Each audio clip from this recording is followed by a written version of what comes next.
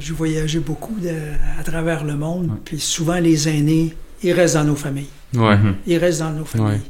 Ici, les gens vont trouver la meilleure résidence possible. Ben non, c'est ça. Éventuellement, c'est un Ouais.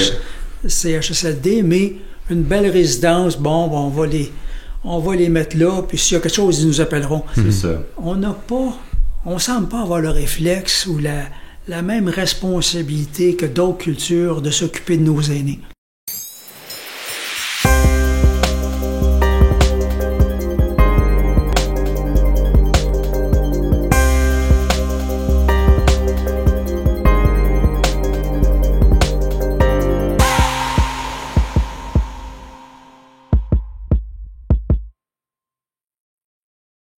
Parfait. Alors, bonjour à tous et bienvenue dans un autre épisode du podcast de l'Instant Présent. On se retrouve aujourd'hui en studio avec Monsieur Yves Cournoyer, qui est le fondateur de la Centrale nationale du programme PER à Montréal. Alors, bonjour Yves. Bonjour. Merci d'être avec nous en studio aujourd'hui, c'est super gentil. Ça fait plaisir. Ouais, donc on s'était dit dans le fond qu'on allait avoir une petite discussion sur le programme PER, son historique, qu'est-ce que vous faites, les services que vous offrez, où est-ce que ça pourrait s'enligner dans le futur. Et également une discussion un peu sur les personnes âgées en ce moment puis leur place dans la société à ce jour. D'accord. Alors, je vais laisser Joseph commencer. Donc, si vous pouvez commencer à nous parler de vous un peu, de qu'est-ce que vous avez fait au centre du programme PER et qu'est-ce que vous faites en ce moment avec ce programme-là. OK. Juste un petit peu de background. Ouais. J'ai été une trentaine d'années dans les grandes entreprises de télécommunications. OK. Et puis, depuis une dizaine d'années, je travaillais pour une entreprise de télécommunications à Victoriaville OK. qui, elle, a inventé le programme PER en 1990. OK, je comprends. Donc, j'étais dans l'exécutif de cette compagnie depuis une dizaine d'années. OK. Et dans les dernières années, le président, M. Carrière, m'a demandé, il dit, écoute, Yves, il dit, on offre le programme PER depuis bien des années, mais il dit, je sens qu'il y a des lacunes, Ouais. puis, il y a des remises en question. J'aimerais voir qu'est-ce qu'on fait avec ça. Oui. Est-ce qu'on continue? Est-ce qu'on arrête? Est-ce qu'on le modifie? Et puis là, j'ai commencé à m'intéresser particulièrement. Je connaissais le programme, évidemment, parce que la compagnie l'offrait. Oui. Ouais. J'ai commencé à m'intéresser à ça. Et là, j'ai vu qu'effectivement, qu'il y avait des lacunes, Oui. qu'il y avait de la place à améliorer. Ouais. Mais, premier constat, je dis, il faut surtout pas arrêter ça. Ce programme-là sauve des vies. Oui, ça a Sauve des beaucoup vies de potentiel. des personnes âgées, malgré le nombre quand même limité de membres à travers les années. Il y a au moins une cinquantaine de sauvetages. Ça, c'est 50 personnes par année qui sont c'est sauvées fou. par le programme. Puis c'est un programme qui est gratuit. Oui. Fait que là, je peux faire... Fait que donc, moi, j'ai toujours été dans la télécommunication. Dernièrement, Oui. et puis lorsque j'étais encore à l'emploi de cette compagnie-là, au moment où là, j'arrivais à un constat qu'il y avait vraiment quelque chose à faire. Il fallait interpeller le gouvernement pour nous donner un coup de main. Fait qu'à l'époque, je suis allé voir le ministre de la Santé, et puis il dit, oui, PER, on vous connaît bien, mais j'ai dit, écoute, il y a des choses à faire pour le maintenir et le déployer, le rendre accessible partout au Québec. Oui. Ouais. Ben, il dit, correct, je vais vous fournir un soutien financier pendant les 3 prochaines années pour Être capable de faire ça. Ouais, Par contre, le gouvernement ne donne pas de soutien financier à des entreprises privées. OK. C'est à ce moment-là qu'on a fondé la Centrale nationale de surveillance PER, qui est un organisme à but non lucratif. Oui.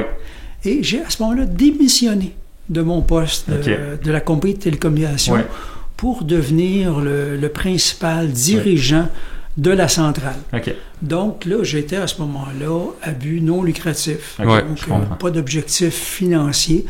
Et mon seul objectif à ce moment-là, c'était de trouver comment soutenir les organismes qui ont fait le programme PER à ce moment-là et comment le déployer, le rendre accessible à tout le monde. OK. Parce que ce programme-là, même s'il sauve des vies puis est très utile et gratuit pour les abonnés, ce programme-là n'était pas accessible partout, notamment à Montréal, où c'est là qu'il y a le plus grand nombre de personnes, des aînés qui vivent seuls. C'est ça. Et malheureusement, à travers des années, on a eu des exemples en Anjou, on a eu des exemples dans l'ouest de la ville, où des gens ont été retrouvés quelques semaines, voire quelques mois après leur décès. Okay. Ça ne devrait jamais arriver. Ouais, ça devrait jamais arriver. Ouais. Évidemment, dans les grandes villes, aussi étonnant que c'est là où on est le plus isolé souvent. Ouais. En région, dans les campagnes, si ton voisin ne sort pas 2 jours, tu vas venir cogner à la porte. Tu dis, L'essence communautaire est plus fait que les gens sont un peu plus la vie est plus... moi, si je suis 2-3 jours sans sortir de chez moi, et c'est sûr que quelqu'un va venir cogner, là, c'est quelque chose qui ne marche pas. Alors qu'en ville, souvent, on ne connaît pas son voisin. Ouais. Non, c'est ça. Ça, c'est sûr. Ouais. Maintenant, je vais vous parler, à la base, on parle du programme PER, je vais vous dire ce que c'est. Oui, c'est ça. Allez-y. Pour les auditeurs qui savent pas c'est quoi. Parce que, principalement, le programme PER, comme je disais, c'est un appel quotidien automatisé qui s'adresse principalement aux personnes âgées. Ce qu'on va faire, c'est qu'on va vous dire, OK, M. Cournoyer, à quelle heure aimeriez-vous qu'on vous appelle chaque matin? Bon, moi, je suis un lève-tôt, 7 heures, ça va faire mon affaire. À 7 heures, le téléphone va sonner et moi, je dois dire allô. Ça prend une réponse vocale. Une réponse vocale pour... et là, comme j'ai dit allô à 7 heures comme prévu, tout est beau, on me rappellera le lendemain. C'est ça. Si à 7 heures, je suis aux toilettes, là, le téléphone sonne, je réponds pas, le système va rappeler 20 minutes plus tard et un autre 20 minutes plus tard. Donc, 3 tentatives espacées de 20 minutes pour s'assurer que je suis en forme, que tout va bien. Si après 3 tentatives, j'ai toujours pas répondu et j'ai pas avisé le programme PER que j'étais en vacances, j'étais allé déjeuner chez mes enfants, où je devrais être là techniquement. Là, lors de mon inscription, j'ai donné les coordonnées de, idéalement, 3 répondants, là, mais ça pourrait être un minimum, mais au moins 3, des gens qui connaissent mes allées et venues. Autrement dit, ça pourrait être mon voisin, ça pourrait être le concierge si je demeure dans un bloc appartement, ou ça pourrait être de la famille, mais qui est au courant de mes allées et venues. Je le comprends. Par exemple, mes parents demeuraient dans le temps à Actonville. Ils étaient inscrits au programme PER. Moi, j'étais à plusieurs kilomètres de là, mais je connaissais les allées et venues. Là, on m'appelait, M. Cournoyer, votre mère n'a pas répondu aujourd'hui. Ah, ben oui, elle est rentrée d'urgence à l'hôpital hier soir, elle a oublié de vous aviser. OK. Là, le cas est fermé. Ou, c'est drôle, techniquement, elle devrait être là. Là, j'appelais le voisin d'en face. Pouvez-vous aller voir si mes parents sont là, ils ne répondent pas au téléphone, puis ils auraient dû être là. Ah, ben oui, je vois ta mère dans le jardin. C'est ça. OK, ça finit là. Oh, non. On la voit pas, l'auto est dans la cour. Là, à ce moment-là, on envoie les services d'urgence. OK, directement. Directement après que le répondant nous a dit, soit que le répondant puisse se déplacer, idéalement, le répondant va avoir quelqu'un qui a accès à la maison, qui a les clés, mais ce n'est pas obligatoire. Donc, on va dire au répondant, si vous ne pouvez pas vous déplacer, vous ne pouvez pas nous dire, puis techniquement, elle devrait être là, cette personne-là. Là, on envoie les services d'urgence et les services d'urgence vont aller voir sur place. C'est là qu'on fait les 50 sauvetages par année. Là. C'est ça. Maintenant, comme le programme PER avait été déployé en 1990 de façon un petit peu différente par région. Il y a des endroits où c'est des centres d'action bénévole qui offraient le programme. D'autres endroits où c'était la ville, la MRC. Ça dépendant des endroits. Parce que le programme PER a été déployé. À l'époque, il fallait acheter un logiciel. Le gouvernement du Québec, dans le temps, avait donné un certain montant pour pouvoir acheter des logiciels. Mais après, annuellement, il y a des frais de communication. C'est toujours gratuit, ça doit demeurer gratuit pour les personnes qui reçoivent l'appel, mais il y a des frais de communication, c'est des ordinateurs, c'est des centres de données ultra sécurisés, évidemment. On ne veut pas que les numéros soient accessibles. Dévoilés, c'est ça. Donc, ce que tu veux protéger, le numéro de téléphone des aînés... le numéro de téléphone des aînés sont les premiers à se faire arnaquer. Tu veux surtout pas que ça circule. Ça circule. Donc, c'est dans des centres de données, en tout cas niveau 3, très, très sécurisés. Là. Fait que ça, c'est protégé. Mais il y a des frais. Il y a des frais aussi pour transmettre les appels, des frais d'entretien. Fait que ça, ultimement, avec les années, lorsque c'est les villes, je pense à Sherbrooke, Trois-Rivières, des grandes villes qui offrent le service, eux, ça rentre dans le budget, ça fait partie un petit peu de leur responsabilité de s'assurer que nos aînés sont en forme. Mais lorsque c'est des centres d'action bénévoles, qui, évidemment, ont des bénévoles, souvent, les choix budgétaires sont difficiles à faire et on s'est fait dire à travers les dernières années, de plus en plus, nous autres, on est pas mal à la fin, on n'est plus capable de trouver du financement pour offrir le programme. Puis l'autre chose qui était difficile, une des faiblesses, c'est que le programme, dans bien des endroits, lorsque c'est des bénévoles, les bénévoles vont donner du temps lorsqu'ils le peuvent, mais souvent, le programme PER n'était pas offert dans ces endroits-là les fins de semaine. Je comprends. Les congés, même des fois en période estivale, disons l'été, on n'a pas personne à s'en occuper. Personne âgée, c'est 365 jours par année. Mais non, c'est sûr. Fait que ça, il fallait absolument... Tu peux pas arrêter de vivre. Mais non, tu peux pas. Si tu tombes... Mais non, il faut qu'il y ait de l'aide à disposition. Si tu tombes malade... la journée de Noël, de Noël, fait ça arrive souvent qu'il y a des gens j'ai des gens qui étaient abonnés au programme PER. Une dame a eu un accident, elle s'est fracturé la hanche, elle était au sol. Elle a passé la nuit au sol calmement parce qu'elle savait que le lendemain, en ne répondant pas au téléphone, on serait intervenu. Elle était rassurée. C'est ce qui est arrivé. On a appelé sa fille et son fils sont allés. Effectivement, là, il y a un monsieur centenaire à Québec, malaise cardiaque. On est intervenu parce qu'il y avait un malaise puis il n'a pas pu répondre au téléphone. 2 semaines après, il était à la télévision en disant « Moi, je suis vivant grâce au programme PER ». Fait qu'on a beaucoup d'histoires, de belles histoires qui finissent bien. C'est sûr que ça peut arriver que la personne ne répond pas parce qu'elle est décédée, mais la plupart du temps, c'est assez rare que ça arrive. La plupart du temps, les personnes sont soit qui ont tombé, qui sont sans connaissance. Dernièrement, ici, on a eu Mme Pigeon qui était dans Rosemont. Mme Pigeon est paraplégique. Elle est tombée de sa chaise roulante. Elle a passé 74 heures au sol avant que quelqu'un... Et puis là... Ça, c'est des histoires d'horreur. Là, Radio-Canada a repris ce... Et puis là, Mme Pigeon, elle a mis des téléphones un peu partout à terre pour ramper au moins jusque-là. Et elle réclamait d'avoir plus de soins de santé, mais elle réclamait le programme PER. Bon, on avait entendu ça. Fait que ce que j'ai fait dans le cadre du financement qui nous a été donné pour maintenir et améliorer le programme, on a proposé au gouvernement de faire un projet pilote. Et le projet pilote s'est fait dans l'est de la ville de Montréal, où il y a de grands besoins. Les deux personnes qui ont retrouvé après leur décès, c'était dans Anjou. Fait qu'on a fait ça dans Pointe-aux-Trembles, on a fait ça Hochelaga-Maisonneuve, Mercier et Rosemont-Petite-Patrie, où il y avait une grande demande, où d'ailleurs on avait un organisme qui fait des années qu'il voulait avoir le programme PER, mais il ne trouvait pas le moyen financier de l'offrir. Fait que j'ai pensé à leur offrir le projet pilote, où on a mis toutes les meilleures conditions. Idéalement, ça serait quoi? Fait que là, ce qu'on a réalisé, c'est premièrement 7 jours par semaine, obligatoirement. Et là, on a fait prendre les alertes parce que après 3 tentatives non répondues, il y a une alerte. Le système, les 3 premiers appels, c'est automatisé. Quand l'appel n'est pas répondu, c'est une alerte qui est déclenchée. Et là, il y a un opérateur qui reçoit l'alerte à l'écran. Une personne réelle. Et là, M. Cournoyer n'a pas répondu. Il nous a dit d'appeler sa fille. Ils vont appeler sa fille. Bon, puis on fait le processus. Et tant aussi longtemps qu'on n'a pas su pourquoi je n'ai pas répondu, l'alerte est active. Ultimement, on envoie les services d'urgence. Et puis, si je suis mal en point, on m'emmène à l'hôpital.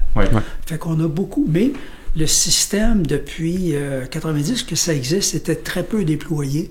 Et moi, quand j'ai démissionné de mon poste pour prendre la centrale, le ministre m'a dit « Monsieur Cournoyer, je sais que quelqu'un m'a dit que vous étiez près de la retraite. » Je dis « Oui, effectivement. » Il dit « Vous me proposez un projet de 3 ans. » Il dit « Allez-vous le mettre à terme? » Fait que là, j'ai dit « Effectivement, je m'engage à amener le projet à terme. Et mon objectif, c'est de rendre le programme PER accessible à tout le monde qui le veut, principalement sur l'île de Montréal où les besoins sont criants. C'est sûr qu'il y a d'autres régions où il y aura encore le programme. Mais d'uniformiser 7 jours par semaine, d'avoir des opérateurs professionnels qui répondent, et aussi d'uniformiser le traitement des alertes. Ouais. Il y a des régions qui, faute de bénévoles, traitaient l'alerte juste quelques heures plus tard parce qu'il est occupé. L'alerte, c'est immédiat, là. Ouais. Quelqu'un ne répond pas, il faut réagir maintenant. Mais c'est pour ça que je trouve que c'est un peu bizarre, parce que c'est un peu une question de santé publique. Donc, vous avez noté qu'il y a eu un peu de la réticence des villes à donner le fondement, dans le fond, pour le programme. Mais je veux dire, ça doit sauver beaucoup de coûts à la santé publique d'avoir ce genre... Effectivement. C'est pour ça qu'on travaille étroitement avec le ministère de la Santé. Ouais. Okay. Évidemment, là, on est sous l'ombrelle de Mme Marguerite Blais, là, qui est revenue en politique pour les bonnes raisons, là, qui nous appuie toujours. Là. Mais il faut trouver une façon de le déployer. Est-ce que c'est...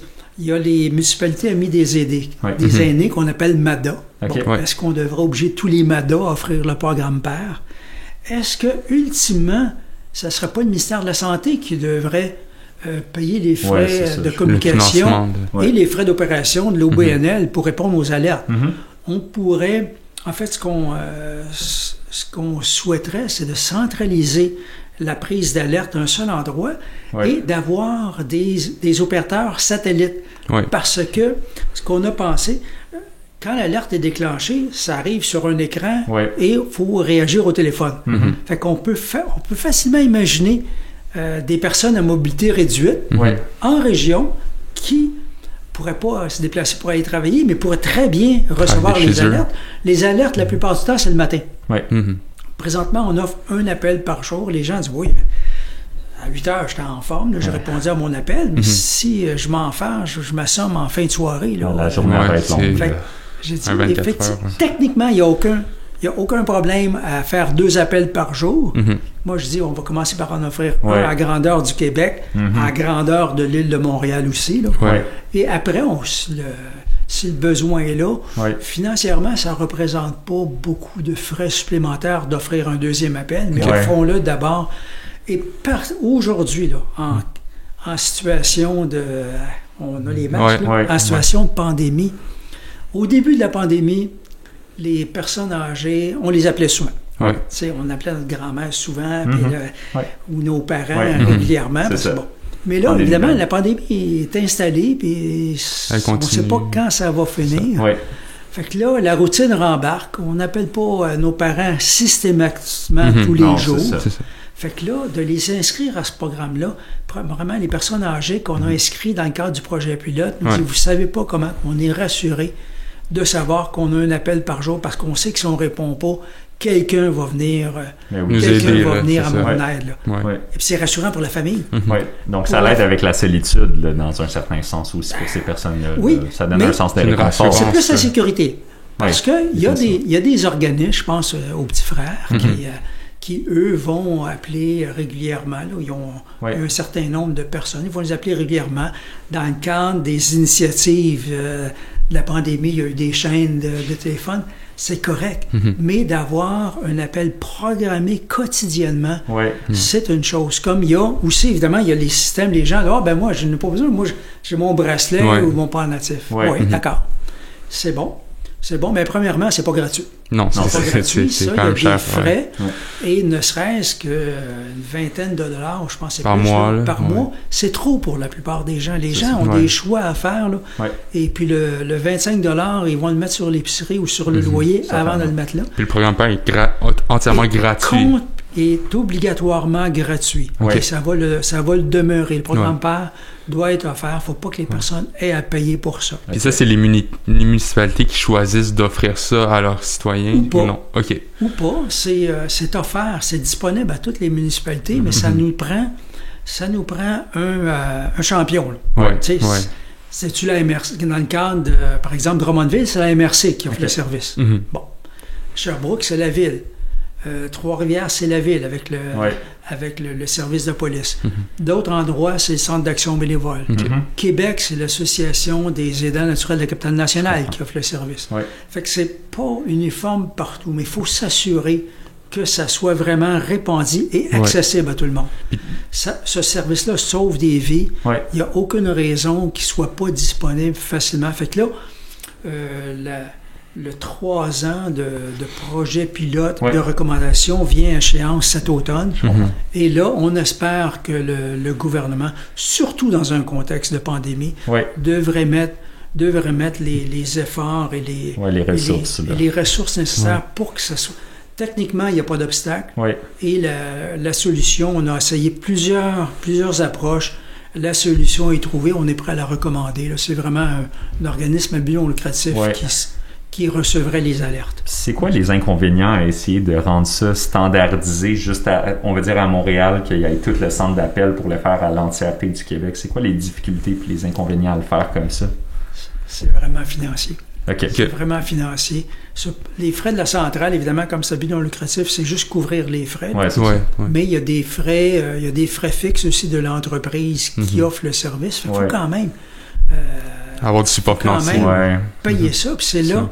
Et puis, à Montréal, présentement, ça me prenait un organisme qui levait la main, qui disait, OK, mais moi, je veux faire le recrutement, je veux gérer les alertes. Ouais. Ouais. Fait que là, on n'avait pas des organismes partout sur l'île de Montréal. Quand j'ai eu... il y a un homme qui est décédé dans l'ouest de la ville, je pense il y a 2 ans. Et puis là, à ce moment-là, c'était dans la presse. Le journaliste a fait une série d'articles sur la difficulté de l'isolement urbain. Ouais, c'est ça. Et là, finalement, j'ai été invité à parler du programme à la radio anglophone. Mhm. Et là, les anglophones sont aperçus, écoute, comment ça fait qu'on n'a jamais entendu parler de ça? Ouais. Le besoin est là, il y a autant ouais. d'anglophones qui en auraient c'est ça. besoin, Mhm. mais il n'y avait pas d'organisme anglophone qui en avait entendu parler. OK. Fait qu'il y a on va avoir un besoin d'en faire la promotion. Ouais. Mhm. C'est sûr que Michel Louvain, qui est notre porte-parole, est adoré autant par les francophones Ouais. il est très connu par les anglophones aussi. OK. Ouais. Et M. Louvain est très généreux. Ouais, il fait belle figure. Ouais. Ah bah oui, lui, c'est le meilleur ambassadeur qu'on a jamais eu. OK. Et Très cool. il n'hésite pas à en parler, Ouais. puis il en parle avec conviction. Il y croit au programme PAR. Fait qu'on pourrait, ultimement, lorsqu'il sera accessible, le programme PAR, peut-être le faire parler pour convaincre les gens ou juste informer les gens que ça Ouais. existe. Mhm. Parce que on peut pas demander à l'entreprise de communication de faire de la promotion pour tout ça. Ouais. Tu sais, c'est toujours des frais. Ouais. Fait que c'est là où le bas blesse. On Ouais. parle pas des sommes astronomiques, Mhm. surtout par rapport quand on considère sauver des vies, Ouais. particulièrement en temps de pandémie. Il faudrait Non, vraiment mais que ça vaut la peine. C'est ça. Ah ouais, Ça, écoute, moi certainement. je comprends pas qu'on soit pas déjà rendu là, Ouais. mais on y travaille. OK. Puis c'est quoi les difficultés à avoir des bénévoles qui vous aident, dans le fond, dans le processus, puis tout ça? Parce que là, on parlait, dans le fond, que dans certaines circonscriptions, c'était un peu plus difficile d'avoir des bénévoles qui viennent. Puis ça a été une des difficultés, vu que les frais sont modérés, puis tout ça. Donc, est-ce que vous pourriez parler de ça un Une peu? fois que les frais sont assurés, les frais Ouais. de communication sont assurés, les bénévoles, on peut en avoir, mais souvent c'est ponctuel. Je comprends. OK. Parce que le bénévole, j'ai fait beaucoup de bénévolat dans ma vie aussi, mais Ouais. c'est Mhm. quand tu peux te permettre d'en Ouais, c'est faire ça. aussi. Là, fait que- C'est ça. et c'est quand même, il y a quand même un roulement. Mhm. C'est- pour l'opérateur, il y a un minimum d'informatique à connaître. Là. Ouais. C'est à l'écran, il faut loguer les... faut tout prendre en note ce qui s'est passé Ouais. pour telle raison. Souvent, les gens vont oublier de nous aviser qu'ils ne sont pas là. OK. OK. À la Ouais. dernière minute, ils sont invités, puis ils oublient que le téléphone va sonner à 8 heures, puis ils partent Ouais. déjeuner avec une invitation chum, de dernière ouais. minute. Fait que ça, c'est ce qu'on dit aux gens. C'est gratuit l'appel, mais votre responsabilité, c'est de nous dire quand vous n'êtes pas là. Mais non, c'est Ouais, ça. c'est sûr. C'est le strict minimum, là. Parce que ça déclenche Bien des sûr. alertes.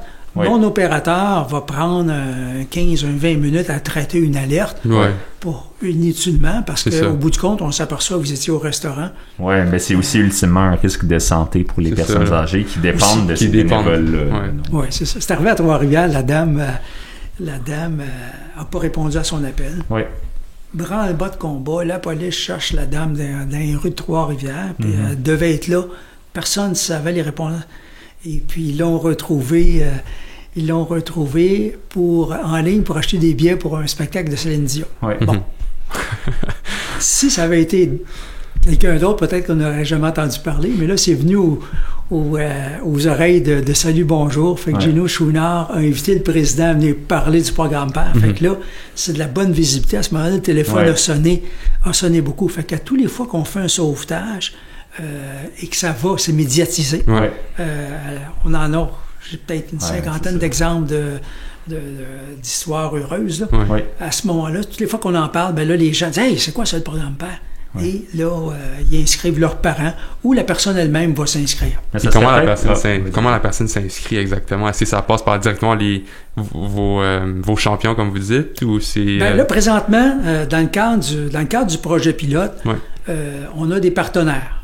Le Chez nous de Mercier, le Centre d'action bénévole.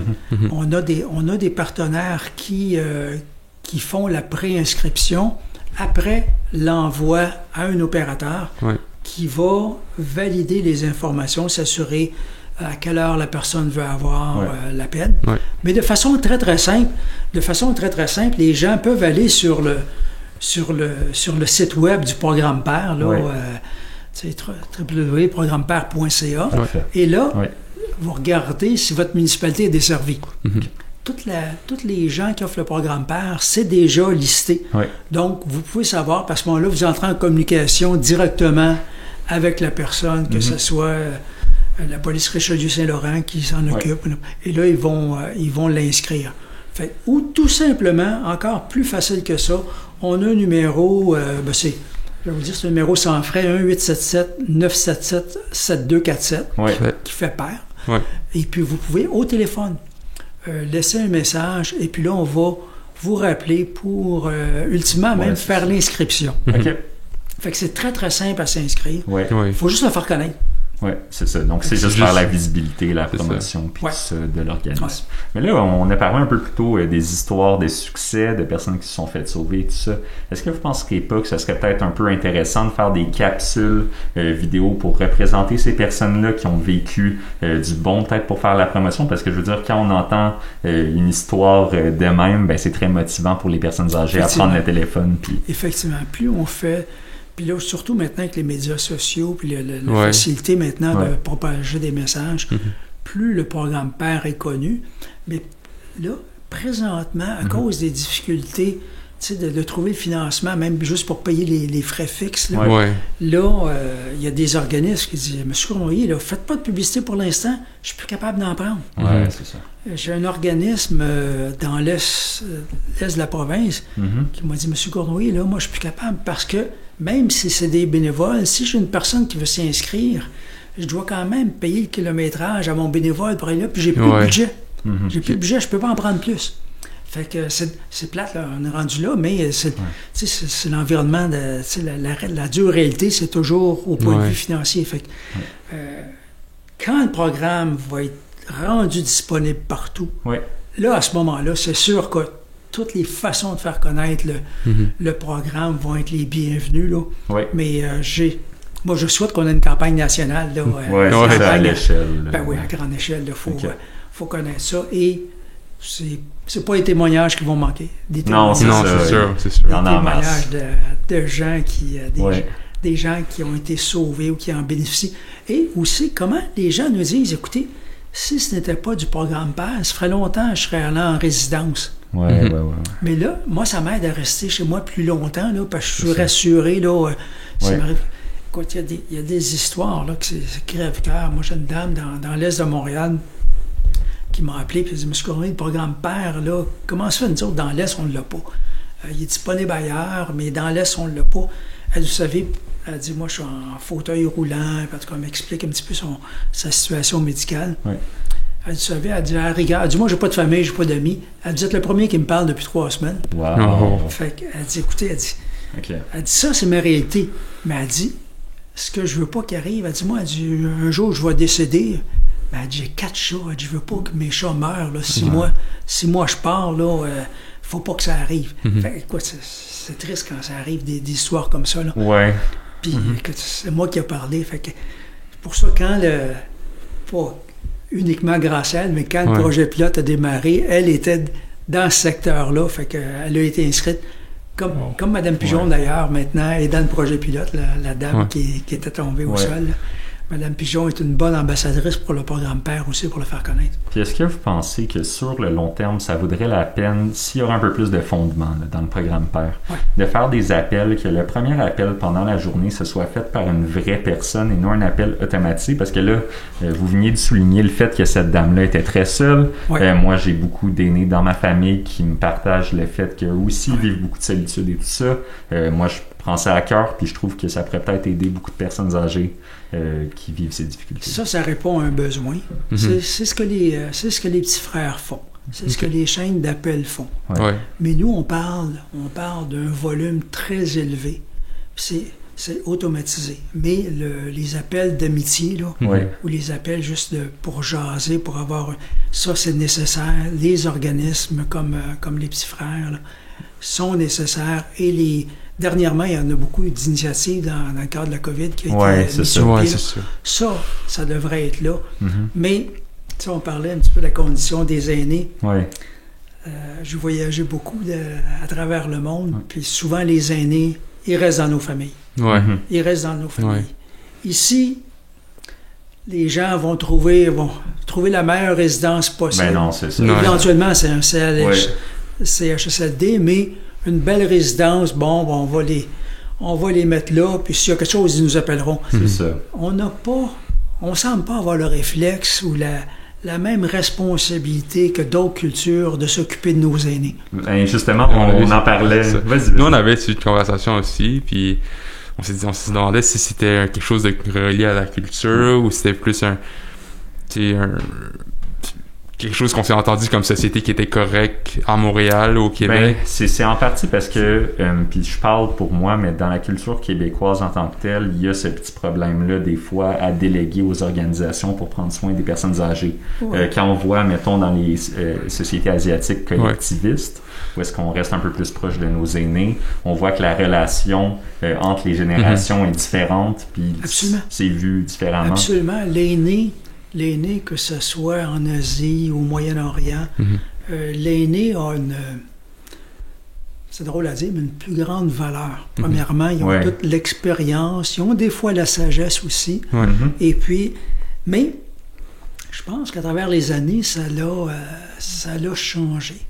Parce que je connais bien les familles, je regarde mes parents, mes grands-parents, où le grand-père et la grand-mère vivaient avec la famille, et puis, tu sais, les gens vivaient, le grand-papa, il est là tout le temps, puis une grand-maman qui est là, fait qu'ils vivaient, mais j'en entends, c'est très rare maintenant que je vois des situations comme ça, alors que remonter à quelques générations précédentes, c'était le cas.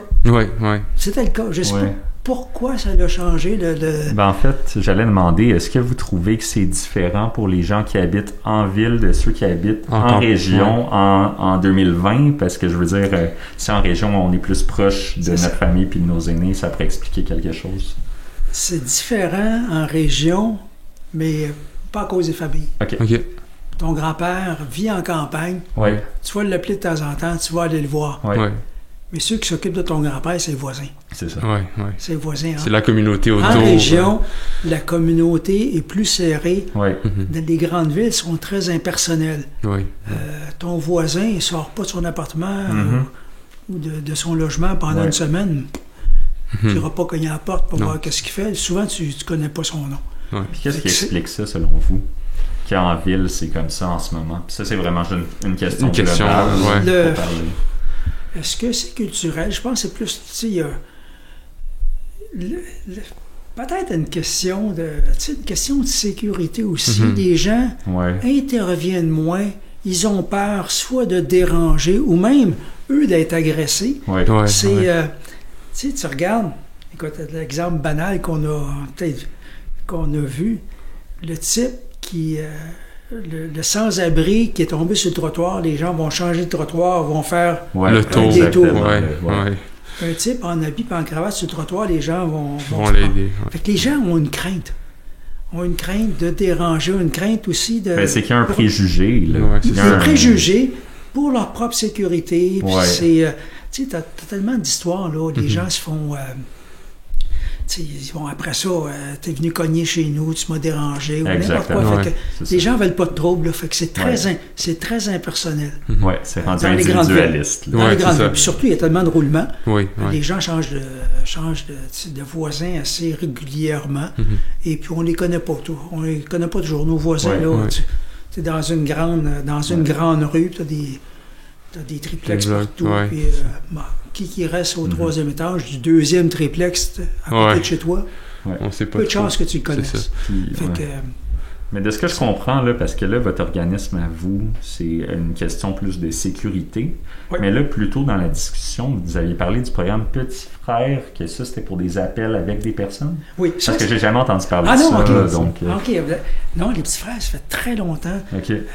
Anciennement, ça s'appelait les petits frères des pauvres. Ça a changé d'appellation Ok. éventuellement. Là, je ne me souviens Ouais. plus en quelle année. Mhm. Et eux, ce sont des bénévoles Ouais. qui sont responsables d'un certain nombre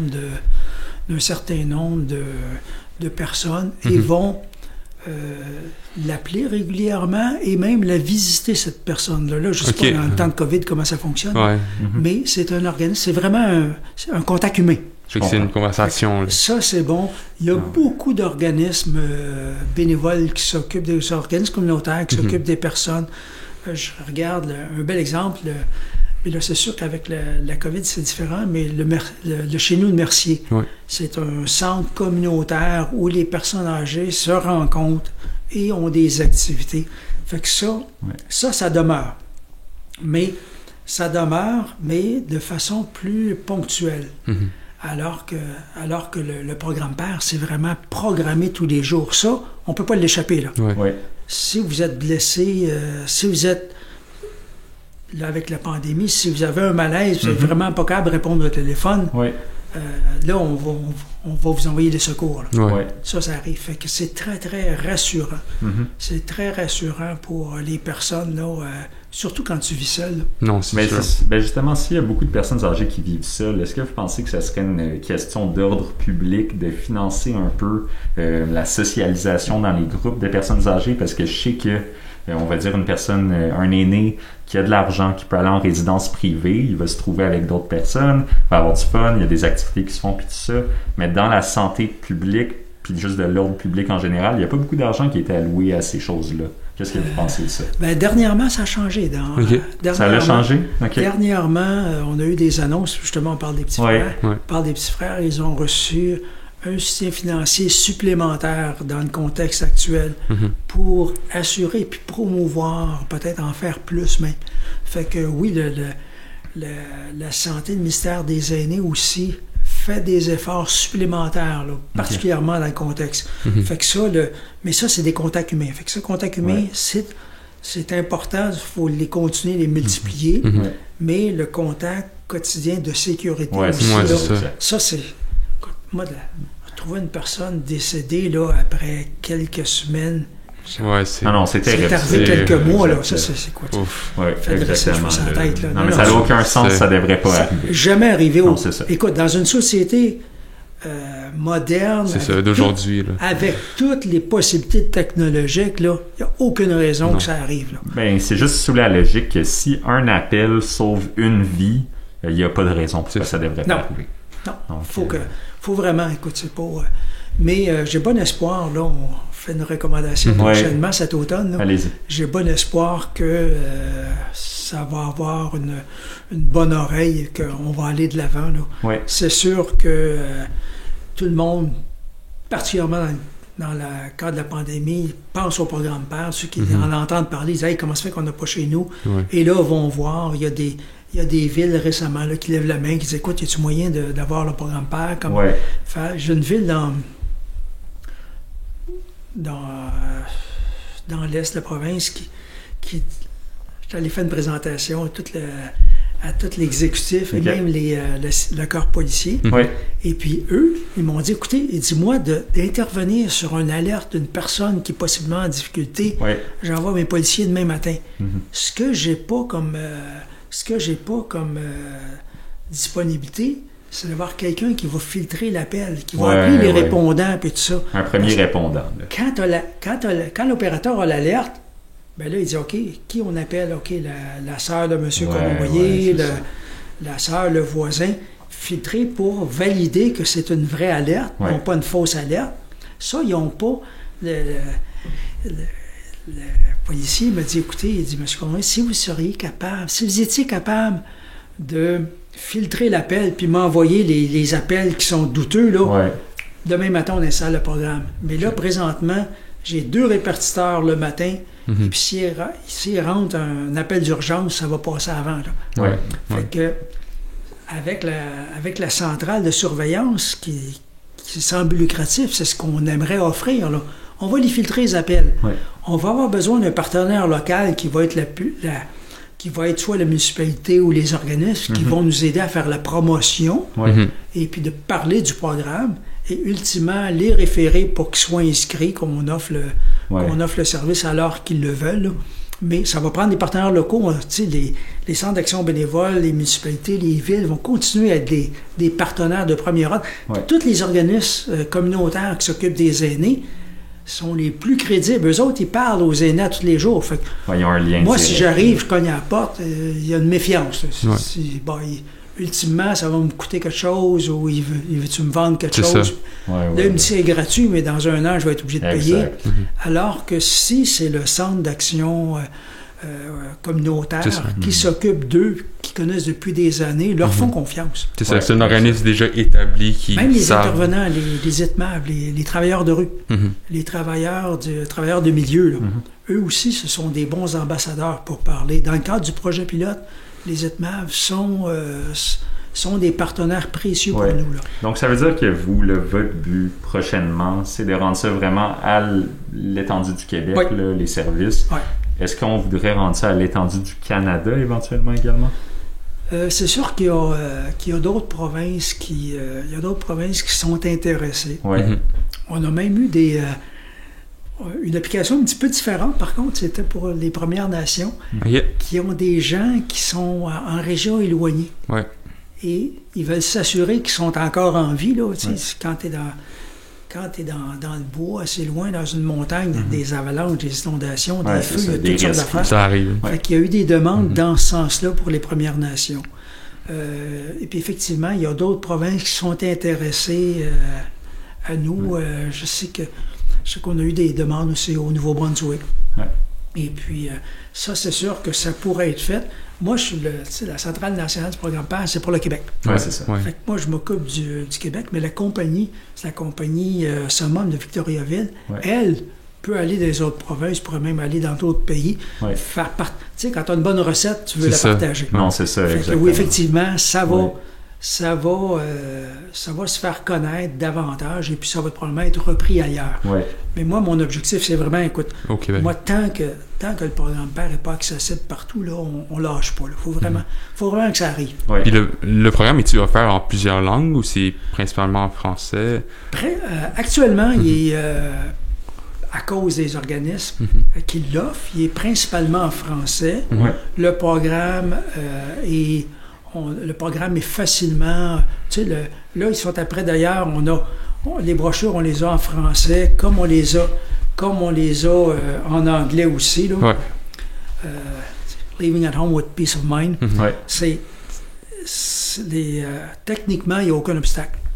Dès que j'ai la demande, les messages sont prêts, le site est facilement... En fait, je pense que tout est déjà traduit, parce que dans le cadre du projet pilote, c'est quelque chose qu'on voulait tester. On a été approché par un organisme qui représente la communauté anglophone dans l'Est de Montréal. Et puis on dit, OK, on aimerait offrir ça à nos membres. C'était pas très nombreux, mais on dit, oui, parfait, dans le cadre d'un projet pilote, c'est ça qu'on veut faire. On veut tester des choses. Exact. Fait que oui, effectivement, c'est en anglais. Mais idéalement, on va le faire en français et en anglais.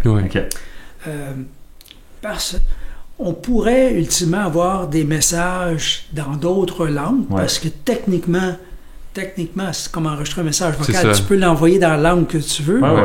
La difficulté, c'est que nos opérateurs sont bilingues, mais français-anglais. J'aurais pas des Espagnols, des Italiens, des Arabes, des Vietnamiens, des Chinois. Ça devient compliqué. Et puis on demande aux gens, n'oubliez pas de nous appeler quand vous n'êtes pas là. Donc là, ça rend ça si compliqué. la dame parle juste chinois, qu'elle nous laisse un message... Non, c'est ça. Parce que quand on pense à Montréal, c'est quand même une ville assez multiculturelle. Oui, ben c'est un pour défi, ça. là. Mais offrons-le français-anglais. Ouais. On n'y aurait pas de problème à faire des messages dans d'autres langues, mais ce qu'il faudrait, c'est vraiment les avis d'absence qu'on les reçoive en français ou en anglais. Oui, exact. Fait que peut-être qu'on pourrait faire des messages dans d'autres langues, puis dire puis de faire comprendre aux gens que si à grand-maman chinoise, si tu es pour être absence, ben demande à quelqu'un de ta famille qui parle français ou anglais des aviser. Ouais. Ça pourrait être ça. C'est ça. Mais au point de vue technologique, il n'y a pas d'obstacle. Je comprends. Au point de vue, il n'y a pas d'obstacle. Non, c'est ça, c'est illimité. Là. Ouais, donc, ça dépend, dans le fond, ça dépend toutes des ressources qui vont vous être allouées dans le futur. Ben, c'est ça. Il y a, présentement, il n'y a pas de défi technologique, mais il y a des coûts associés à toutes ces features, ces caractéristiques supplémentaires. Ouais. Non, c'est sûr certainement. Mais on demande, la compagnie qui a fait le programme, c'est des gens qui sont dans l'informatique, ils adorent les défis. Fait que tu dis, écoute, t'es capable de me faire ça, on aimerait telle fonctionnalité. Ben, écoute, donne-moi 2 mois, ça va en prendre 3 ou 4. Donne-moi 2 mois, puis on va te faire ça. En informatique, c'est toujours. Tu multiplies toujours par 2, minimum. Mais ça va arriver. Okay. Ça va arriver. Les défis, ils adorent ça. Juste à leur dire que c'est impossible pour qu'ils trouvent quelque chose. C'est sûr qu'ils vont trouver une solution. Puis pour, admettons, les clients qui veulent venir puis avoir le programme PAIR, y a-t-il des critères à respecter pour avoir accès à ce programme-là? Y a-t-il un minimum d'âge? Techniquement, le programme PAIR, c'est pour les aînés. Ouais. Par contre, on va être flexible.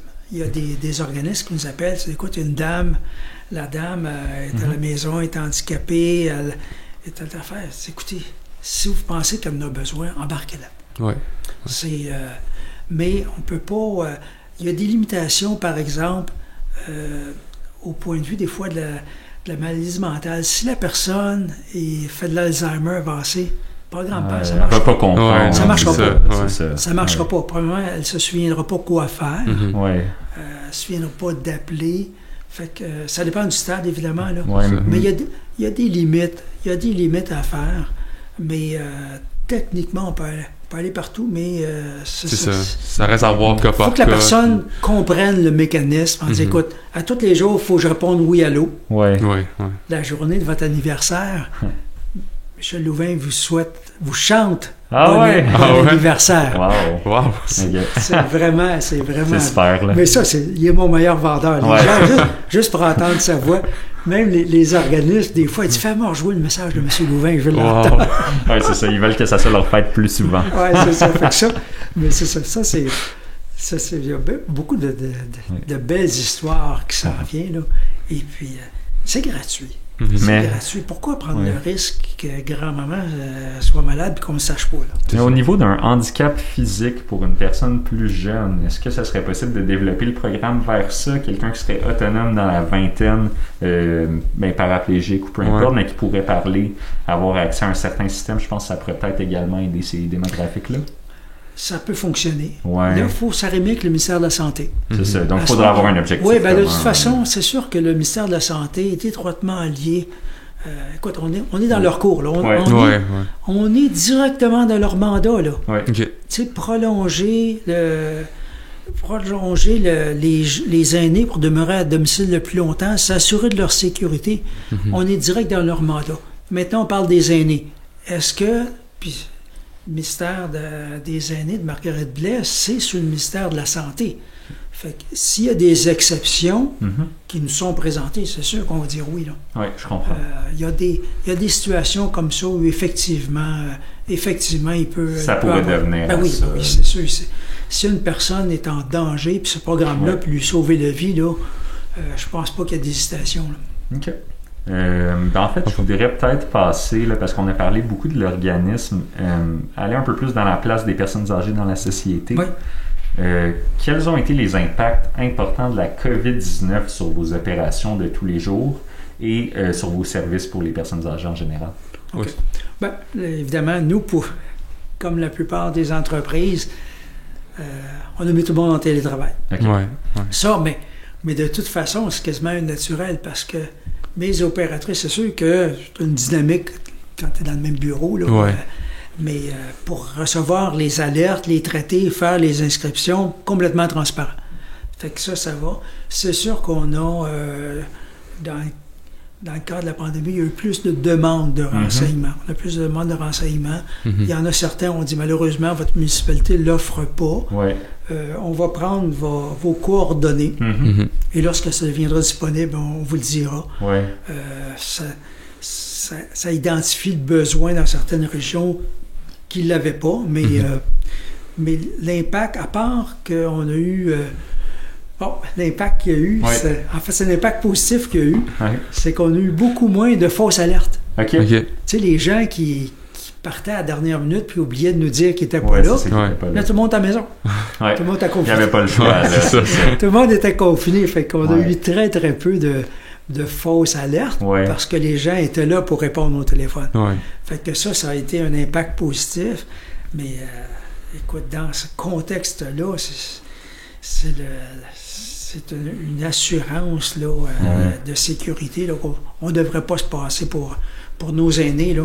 Si on a des personnes qu'on connaît, qui n'ont pas besoin de la famille, mais qui vivent seuls, là, on devrait leur en parler. Dire, écoutez, appelez le programme Père, là, inscrivez-vous. Là. Est-ce que vous pensez que les jeunes de la société devraient donner plus de temps à leurs aînés ou est-ce que ça évolue en ce moment dans une voie correcte où on peut s'adapter? C'est ça. Ben, premièrement, les aînés changent. Les aînés changent. Moi, j'étais un des derniers baby boomers. Là, je suis arrivé à ma retraite. Moi, j'arrive à ma retraite, les boomers, on arrive là, on est exigeants. On s'attend à avoir des services. Et puis là, moi, le téléphone le matin, il va dire, écoute, appelle-moi sur mon cellulaire. Il y a sûrement une application. Fait que développe une application pour ça. Suis-moi, géolocalise-moi. Il y a toutes sortes. Ça va évoluer.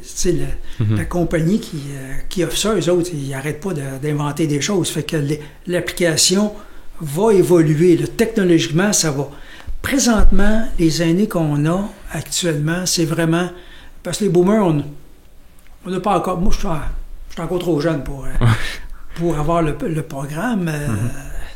Tu sais, je suis rarement là le matin, j'ai toujours quelque chose à la dernière minute. Fait que ça, c'est les gens qui nous disent, écoute, programme Père, j'y crois, c'est formidable, mais là, je suis encore trop actif, là, je suis jamais à la maison. Je me le fais dire souvent. Je pense qu'ils n'en ont pas besoin. Il y a même une dame dans l'Est ici de 94 ans qui dit, quand je vais être vieille, je vais vous appeler. Ben, si elle est top shape, c'est correct. Là, donc, c'est ça, elle était en forme, elle était très, très dynamique, puis tout ça. Mais effectivement, c'est... les aînés, ça évolue. Est-ce qu'on devrait... Bon, je souhaite qu'on s'occupe davantage de nos aînés. Dans ma génération, nos parents, c'était encore très important. Là. On est plusieurs chez nous. On est 3 gars, 3 filles. Puis quand ça a été le temps de s'occuper de nos parents, on se relayait. Ils n'ont jamais été seuls. Là. Il y a eu un travail d'équipe. Oui, c'est important. Qui est disponible? Là, ils ont été hospitalisés, différents problèmes de santé, puis on se relayait. C'était, pour nous, là, tu sais, mon père nous a toujours dit, vous allez être mon bâton de vieillesse. Là. Quand je vais être vieux, moi, je m'occupe de vous autres quand vous êtes jeunes. Lorsque je serai vieux, ça va être à votre tour. On a été éduqués en se faisant dire ça. Fait que pour nous autres, c'est normal. Maintenant, il y a plus de détachement. Là. J'ai pas l'impression, en tout cas moi, là, ce que je vois là, j'ai pas l'impression qu'on a le même sens de responsabilité envers nos aînés qu'il y a quelques générations de ça, où c'était impensable d'aller placer grand-maman à l'hospice. Là. Mais je veux dire quelque chose, selon moi, je pense qu'il y a aussi un impact des médias sur tout ça, parce que les médias ne mettent pas tout le temps à la meilleure lumière du jour la place des personnes âgées dans notre société également. Quand on entend quelque chose dans les nouvelles, c'est souvent négatif ou c'est souvent des affaires par rapport à Ishial ou des trucs de même, mais c'est pas la réalité, là. Donc, je pense qu'il y a un peu cet impact-là qui déteint sur la vision des personnes plus jeunes comparativement à dans le passé, quand on était plus proche des aînés, c'était différent. Je l'ai vécu, ça. C'est un petit peu dommage parce que l'expérience, Ouais. l'expérience, là, c'est pas vrai que tu sors avec un bac ou une maîtrise, là, que tu connais tout, arrive là, puis tout tu sors à l'université, celui qui est directeur aujourd'hui, qui a monté les échelles, il connaît rien. C'est pas vrai.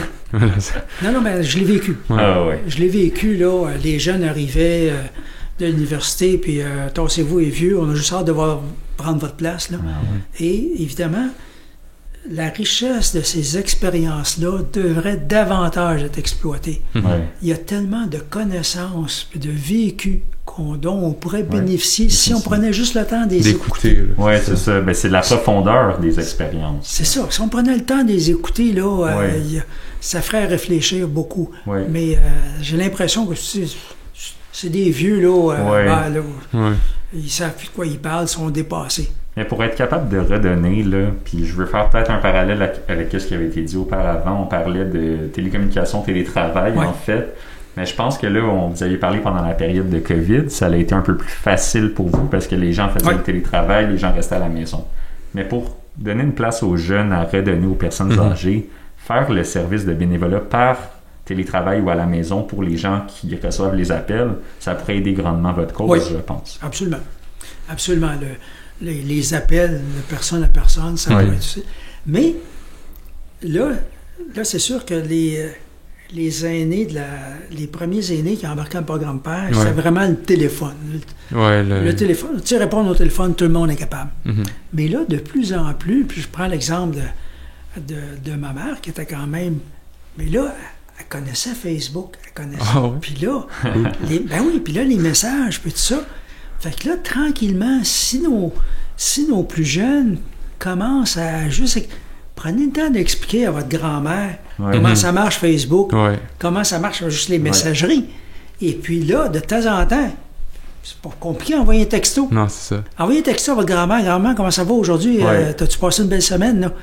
C'est pas intrusif, c'est pas dérangeant. Non, et puis là, ça va être plus facile. Peut-être les jeunes pourraient être tranquillement... Faites un effort de leur expliquer que ils ne briseront pas le téléphone, l'ordinateur. C'est un petit effort pour beaucoup de résultats. Puis de garder les gens en contact. De garder parce que c'est ça le plus gros le plus gros problème des aînés, c'est la solitude. Oui, exact. Mais un texto, là, ça prend 2 secondes. Tu t'envoies une photo de ce que tu viens de faire, c'est facile. Fait que, et de plus en plus, nos aînés ont accès à la technologie. C'est ça. Ils vont mettre des ordinateurs dans les lieux communs, ils vont leur donner accès à Internet. Fait qu'embarquons-les, on va les aider. C'est sûr qu'ils n'auront toujours pas de briser, là, mais on va leur expliquer, regarde, c'est pas dangereux, regarde, c'est pas grave. Là, s'il y a quelque chose qui marche, quelqu'un va venir repartir l'ordinateur ou n'importe quoi, là, vous ne briserez rien. Puis la bonne nouvelle dans ce sens-là, c'est que les nouvelles générations d'aînés vont être plus familiers. Avec les applications. Moi, j'embarque, là, j'ai vu mes applications, puis là, comme je dis, on ne sera pas reposants, nous autres, on va être exigeants, là. On connaît la technologie, on connaît les... C'est sûr que ça évolue extrêmement rapidement. Des appels Skype, puis des Zoom, puis des Google Meet, puis tout ce que tu voudras. Là. Ça n'existait pas, mais là, tu peux appeler, tu peux voir grand-maman là, de la province. Avec quelque chose que tu peux rentrer dans tes poches. Puis montrer, regarde, j'ai redécoré la maison, puis tu montres la maison. C'est tellement simple, mais prenons le temps. Moi, je pense qu'on leur doit au moins ça. Là, définitivement. Tu sais, prendre des nouvelles, là, ça coûte pas cher, mais prenons le temps de le faire. Non, c'est ça. Fait que c'est important de rester en contact. Puis prenons... Les jeunes aiment ça, pitonner. Pitonnons avec nos aînés, ils sont capables. Et pensez-vous que... Parce qu'en ce moment, le programme PER utilise le téléphone comme médium technologique. Est-ce que vous pensez que ça va évoluer à d'autres choses? Une application? C'est sûr qu'on va avoir des applications. Puis vous pensez que ça va être bientôt, ça? Ou c'est déjà dans la tête des programmeurs, sont déjà après pensés. Puis là, tu c'est le fun parce qu'il n'y a vraiment pas de limite au niveau de ce qu'ils peuvent faire. Fait que ça, c'est sûr que ça va évoluer. Ça va évoluer avec les utilisateurs. Oui, c'est sûr. Mais ça va faciliter le processus définitivement. Tu sais, c'est capable de t'inscrire en ligne, là. Tu t'inscris en ligne, OK, à quelle heure je veux l'appel? Est-ce que je le veux tous les jours? Est-ce que... Ou, demain, je suis pas là. Tu cliques sur absence. Je suis pas là demain, je reviens la semaine prochaine. Mais ou non, je m'en vais une semaine. On y va peut-être moins à Floride, là, mais une semaine en campagne. Fait que ça serait facile de mettre ça sur l'application. Tu n'as même plus besoin de parler.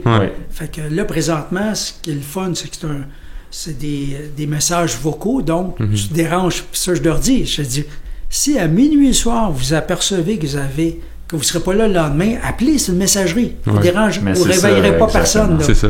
Laissez votre nom, vos coordonnées, à quelle heure votre appel, quel jour vous n'êtes pas là, quel jour vous revenez.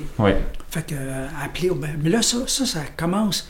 Ça, de plus en plus. Dans le cadre du projet pilote, ça a très bien fonctionné. Les gens réalisent l'importance de le dire, là, parce que si je traite une fausse alerte, il y a peut-être quelqu'un qui a une vraie alerte qui va attendre. Là. Fait que mais on a une bonne collaboration des services d'urgence. Ils veulent nous aider. Il y a beaucoup de policiers communautaires. Et puis, tu sais, les villes, ils veulent s'occuper de leurs aînés. Fait que c'est juste de le faire connaître là, de plus en plus. Mais c'est aussi que ça permet de mieux allouer les ressources pour la police, pour les pompiers et tout ça. Parce que là, comme on avait discuté plus tôt, il y a beaucoup des appels comme ça que le premier répondant, ça peut faciliter la tâche de la police de vous avoir comme intermédiaire. Ah non, eux autres, c'est très, très facile. Là. Et puis, souvent, ce qu'on va demander, ça n'arrive pas toujours, mais on demande toujours... si possible, on aimerait avoir la fin de l'histoire. Tu sais, M. Connery ne répond pas. Ils sont allés, ils l'ont emmené à l'hôpital, il est guéri, il est revenu. J'aime ça de savoir, moi. C'est ça. Mais non, mais bien sûr. Avoir la rétroaction. C'est ça. Mais ça, on ne peut pas l'obliger, mais on va dire, si c'est possible, on aimerait avoir le dénouement.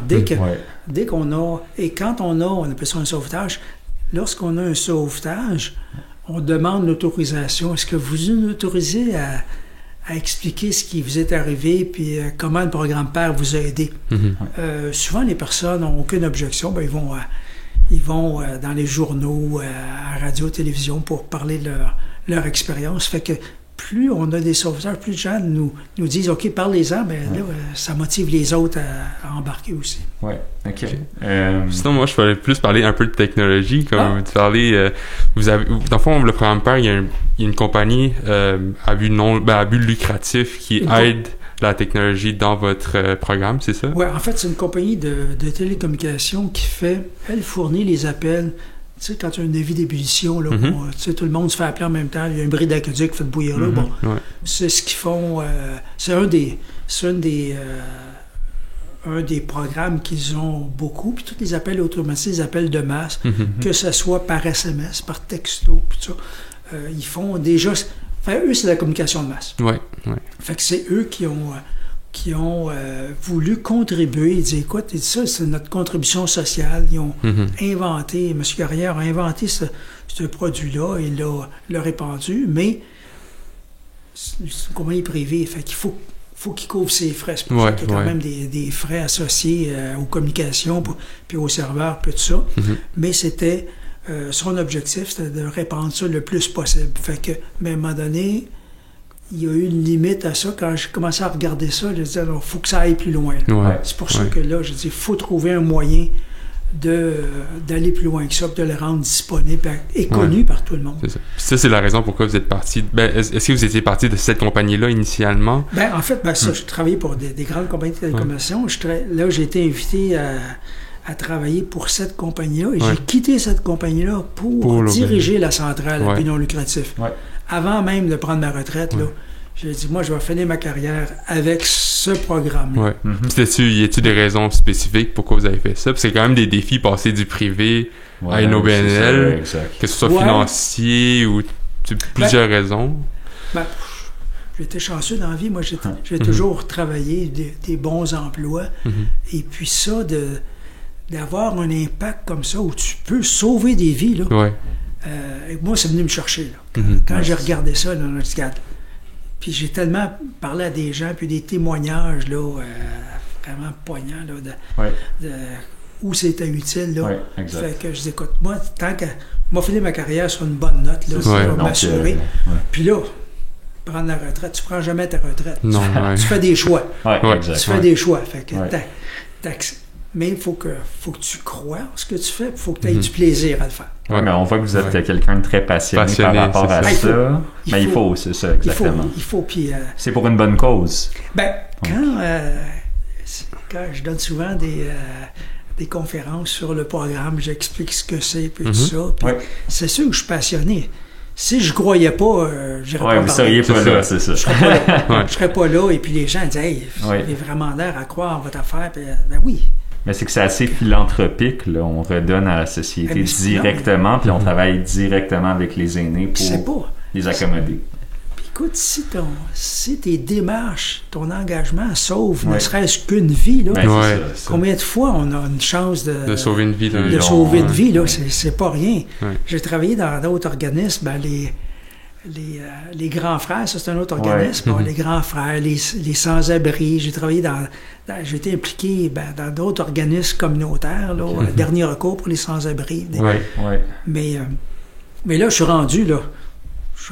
C'est rendu quasiment ma gang, là. C'est ça. Je suis là, on va les aider. Moi, je suis des plus jeunes, là. J'arrive dans le groupe comme des plus jeunes. Là. Si je suis capable d'avoir un impact positif, tant mieux. Exactement. Fait que c'est vraiment une façon de redonner. Là. Moi, je trouve moi, j'étais chanceux dans la vie. Là. Je me suis bien débrouillé. Là. Fait que c'est une façon de redonner. Puis souvent, c'est ça, t'arrives à l'âge de la retraite, OK, qu'est-ce que j'ai fait? Comment je pourrais contribuer? Où je pourrais avoir un impact? Où je peux faire une différence? Puis moi, j'avais l'impression que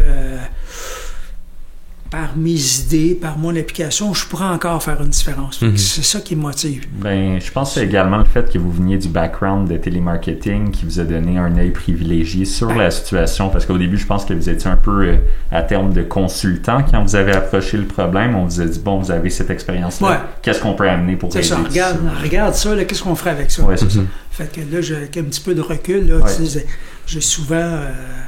j'ai été effectivement consultant des fois pour analyser des entreprises. Là, OK, c'est ça le produit. Bon, y a-t-il un marché? C'est quoi les concurrents? C'est quoi les opportunités? Fait que j'ai pris la même approche. Un produit qui est plus communautaire, mais j'ai pris la même approche. OK, c'est quoi le produit? À qui ça s'adresse? C'est quoi les défis? C'est quoi les opportunités?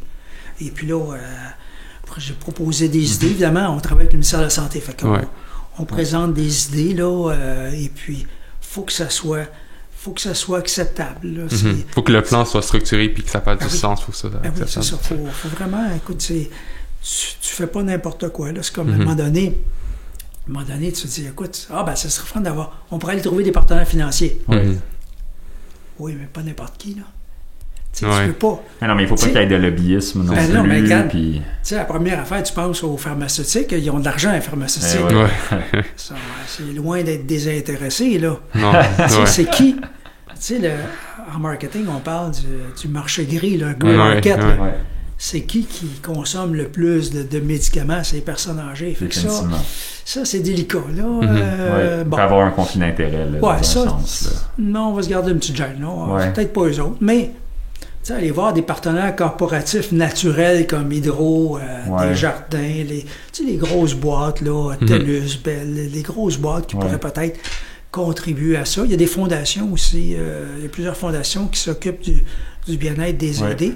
Fait que peut-être qu'ultimement, il y aurait des partenaires privés qui pourraient venir contribuer à faire connaître le programme là, financièrement. Il y a peut-être un montage à faire. Là. Mais est-ce que vous avez peur que de travailler avec le ministère en ce moment, ça puisse amener votre organisme à devenir quelque chose de politique, qu'il y ait des enjeux qui soient reliés? Parce que si le fondement commence à venir de là, ça peut devenir... Puis pas nécessairement là, parce que ça se peut que les gens qui sont présentement là veulent vraiment vous aider, mais que dans le futur, ça se dilue un peu. C'est sûr que si tu es le gouvernement en place, puis t'aides les aînés particulièrement à améliorer leur qualité de vie, ils vont l'apprécier. Mais tous les gouvernements, tous les partis politiques sont tous en faveur du programme PER. C'est ça. On a eu des appuis de tout parti politique, là,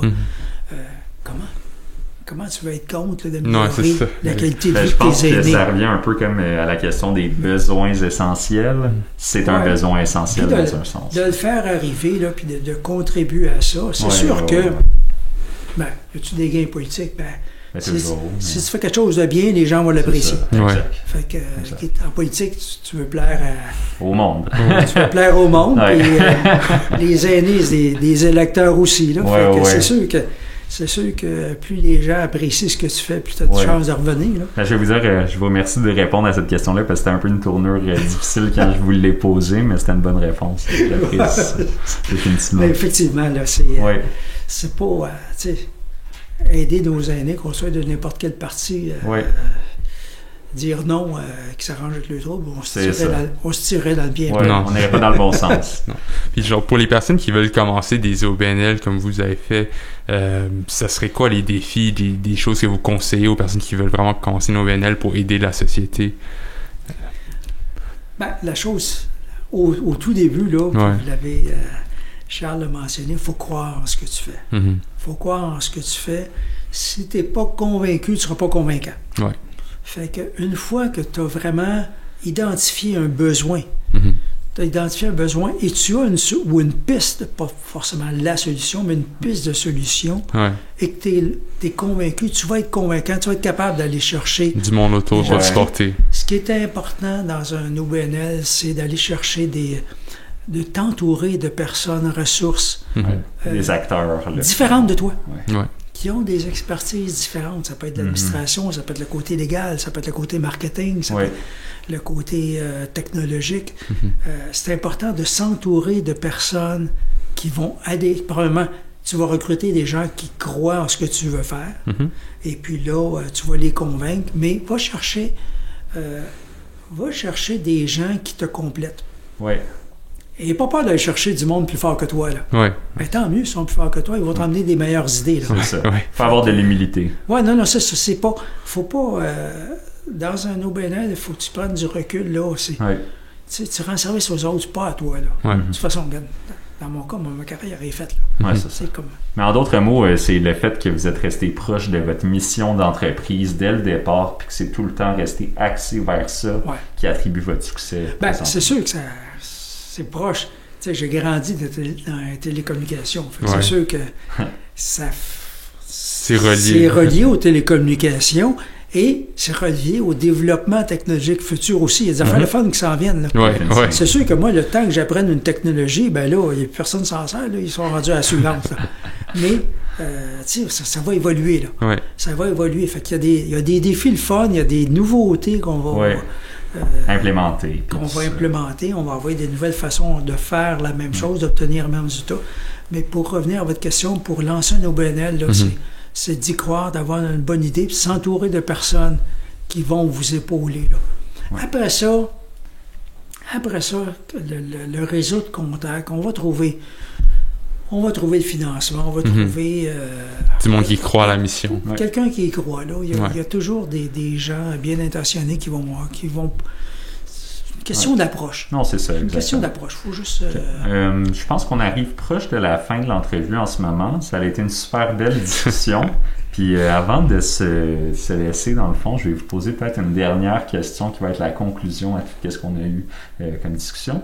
C'est quoi les démarches qui devraient être prises, selon vous, pour aider les personnes âgées dans notre société en ce moment? On en a parlé un peu, mais si on peut juste faire globalement revenir, parce qu'on avait parlé d'idéologie, un peu de revenir plus près de eux et tout ça. Ben, en fait, les démarches, c'est plus une approche. C'est... moi, j'étais des télécommunications, c'est au niveau des communications. Restons en contact. Toutes les technologies, tous les moyens, toutes les initiatives qu'ils peuvent faire, qu'on va continuer à leur parler. Parce que, comme je disais, le plus gros malheur des aînés, c'est l'isolement. Et d'être seul dans leur chambre, quasiment attendre de mourir dans leur chambre. Là, si on peut, par nos gestes, par nos initiatives, les contacter de temps à autre, tu n'es pas obligé d'être régulier à tous les jours, là, Mais donne-toi un objectif de contacter ta grand-mère ou même des vieilles tantes. Ouais. Tu sais, une fois par mois ou quelques fois par année. Déjà, écoute, vous savez pas comment ça va leur faire plaisir d'entendre hey, il se souvient de moi, il se préoccupe de mon bien-être. Là. Fait que si on peut communiquer davantage avec nos aînés, c'est tellement, probablement, c'est gratifiant pour nous autres. Vous allez être surpris, on va entendre, des fois, il y a des expériences, des histoires qu'on va entendre, toute la mémoire de ces gens-là, de ce qui s'est passé. Là, il y a des histoires incroyables à entendre. Là. Mon père m'a été un conteur d'histoires incroyables. Là, fait que mais c'est le fun d'entendre ça. Fait que faites-vous plaisir, mais aidez-les. Si on veut aider nos aînés, il ne faut pas les isoler. Donc, pour conclure, je pense qu'on va dire que pour changer la société, il faut un effort personnel. Il faut un effort personnel. Entrez en contact avec, gardez le contact avec vos aînés. Oui, exact. C'est ce qu'ils ont le plus de besoin. OK. Est-ce que tu avais d'autres Non, c'est pas mal ça. Dans ce cas-là, M. Cournoyer, on vous remercie beaucoup d'avoir pris le temps d'être venu ici avoir cette discussion-là avec nous. Nous, comme on l'a dit initialement, on est un organisme indépendant, qu'on parle de choses qui nous interpellent personnellement. On avait vu votre organisme, on trouvait que c'était une cause super. On veut vous lever le chapeau pour tout ce que vous faites pour la société, puis on espère que vous allez avoir de la coopération du ministère dans tout ce que vous voulez entreprendre, puis que ça va devenir à l'échelle du Québec et potentiellement au Canada dans le futur. Puis moi, je vous remercie de m'avoir donné la parole, puis surtout de m'avoir donné cette plateforme-là pour pouvoir parler du programme. Là. Peut-être que juste ce qu'on fait aujourd'hui, de la façon qu'on en parle, on va sauver des vies ensemble. Exactement. Parce qu'on a fait aujourd'hui. Oui, donc c'est un bon geste. Alors sur ce, merci à tous et à la prochaine.